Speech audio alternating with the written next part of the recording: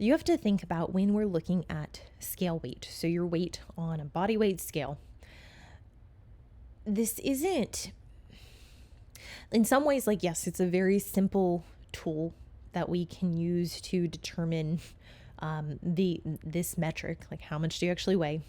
But we need to understand how to interpret scale weight relative to how you've eaten in the last 24 to 48 hours.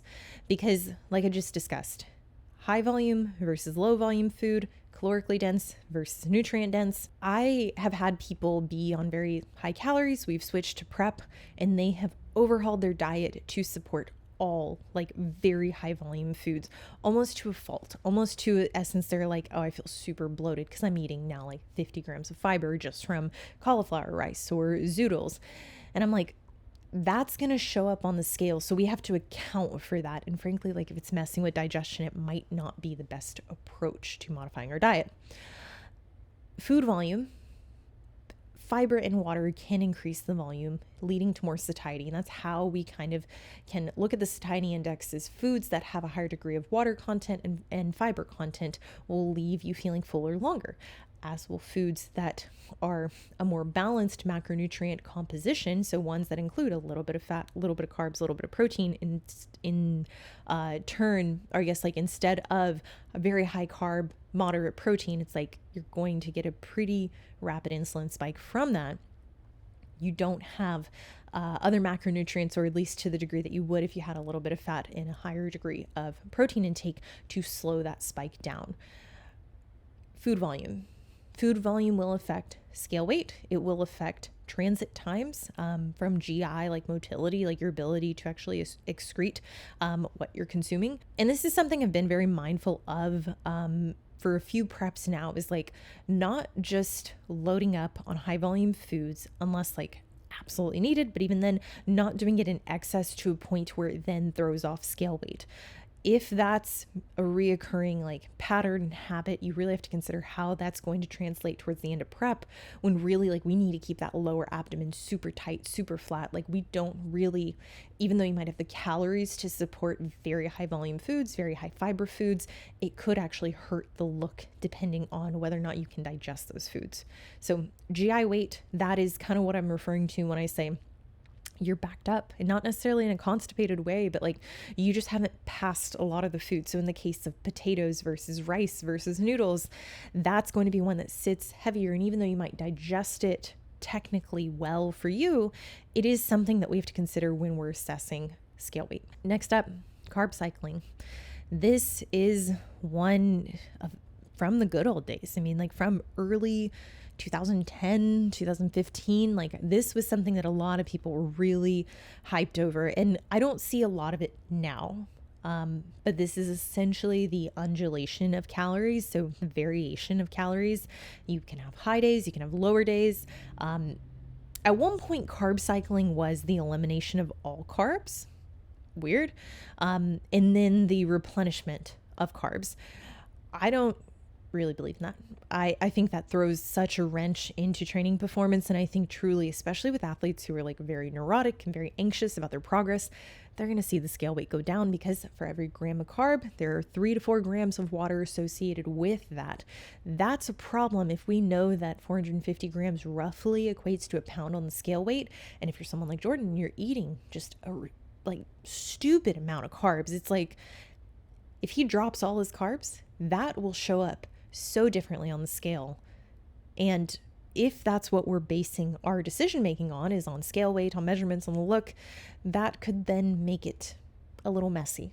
What I'll say is that I've done carb cycling before, and it was more so in a very like mild sense. I did this in my prep in 22. I had 3 high days, 4 low days.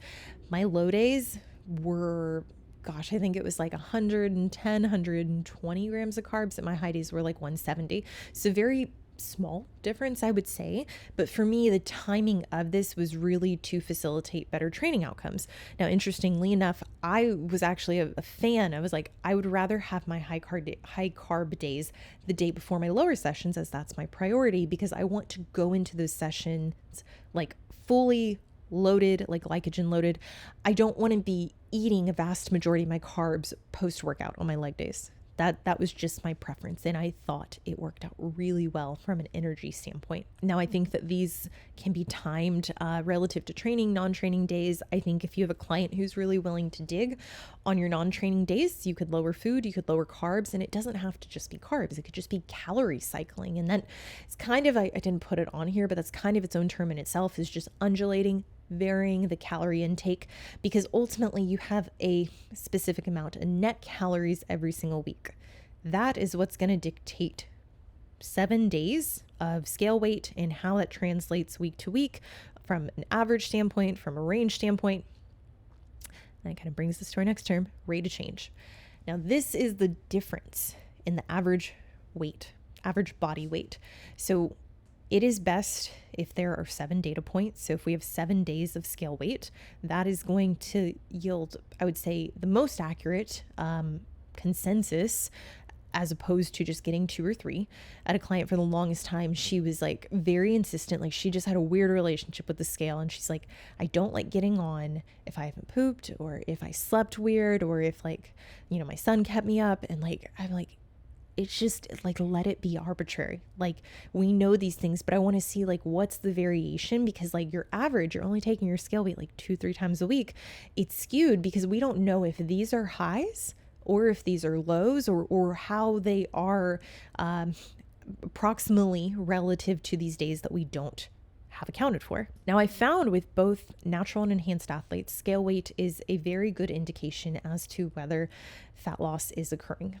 And I think it's something that it's very easy to track. And if you're working on your relationship with the scale, yes, this might create some friction initially, but I think it can also desensitize you to seeing those high weigh-ins, which for me, that was very much the case. I needed to see those high weigh-ins to make sense and to really be like, yeah, fuck it. Like it makes sense. I didn't sleep last night, or I had a bunch of sodium, or, I couldn't use the bathroom. Like it just makes things, it takes away some of the power, I guess, that those high scale weights have. So I personally like to look at the average. That is the rate of change that I'm looking at, but that doesn't mean that we aren't looking at the weekly range. So I have clients, and I formulate this for them in their spreadsheet. Essentially, they are tracking their high and their low because I have it pre-formulated. So we can see, like, on average, people's low weigh-in versus high, probably a 2 to 4 pound difference for most people. It's very rare someone has a 1 pound range. No one, and that's really telling to like the people who are very sensitive about their scale weight going up. It's like a lot of this is out of your control. Your body's way smarter than you, and it's working very quickly to correct certain things to bring you back to homeostasis. So don't sweat it. I like seeing the low and the high, especially for female athletes, because around the time of their cycle, either before or during, we're going to see a week where that rate of change is just not what we're hoping for. And this is what I would consider an artificial inflation. It is a spike in weight due to variables outside of fat gain. If you're in a deficit, 100% of the time, if you're in a deficit, you will lose weight by definition. If you're not in a deficit, you won't lose weight. But there are reasons that scale weight won't go down. High sodium, poor sleep, stress, no bowel movement, hormonal fluctuations. And that's where I like to see this data reflected across the board, because for some people, their range is still like very vast. For others, their range is very narrow, and we can help make sense of this. And what's really telling is the following week, when there is an artificial inflation, we can then see that there's almost this overcompensation because the previous week was not actually a stall. It was not a slow in fat loss. It was just muddied data.